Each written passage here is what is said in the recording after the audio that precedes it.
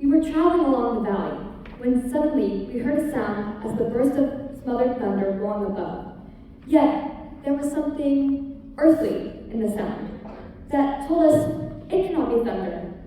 Our guide hastily pointed out to us a part of the mountain opposite from whence the sound came. It was an avalanche. It became loftier and more beautiful. We passed through a narrow valley between two ranges of mountains, clothed with forests, at the bottom of which flowed a river, from whose narrow bed on either side the boundaries of the vale arose precipitously. The road lay about halfway up the mountain, which formed one of the sides, and we saw the overhanging rocks above us and below, enormous pines, and a river not to be perceived but from its reflection of the light of heaven, far beneath.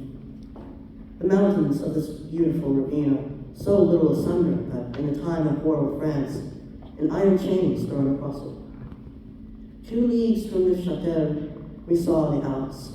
Range after range of black mountains are seen extending one before the other, and far behind all, towering above every feature of the scene, the snowy Alps.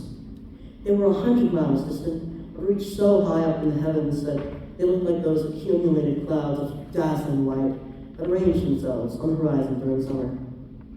Their immensity staggers the imagination, and so far surpasses all conception, that it requires an effort of the understanding to believe that they indeed form a part of the earth.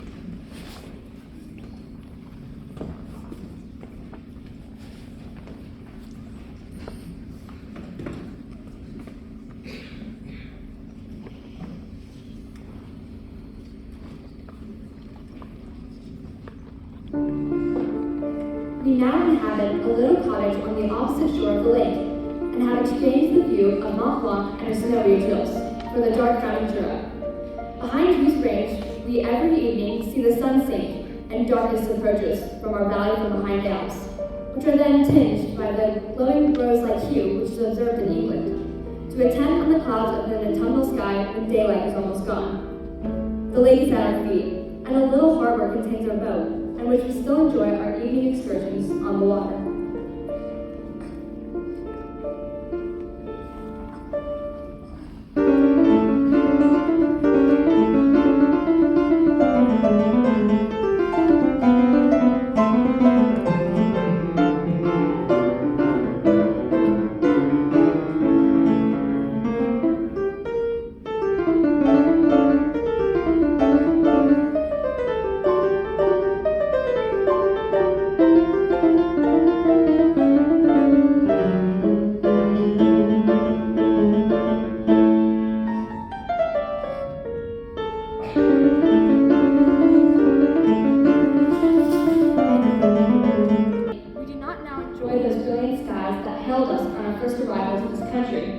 An almost perpetual rain confines us principally to the house.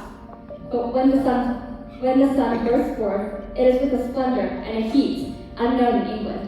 The thunderstorms that visit us are grander and more terrific than I had ever seen before.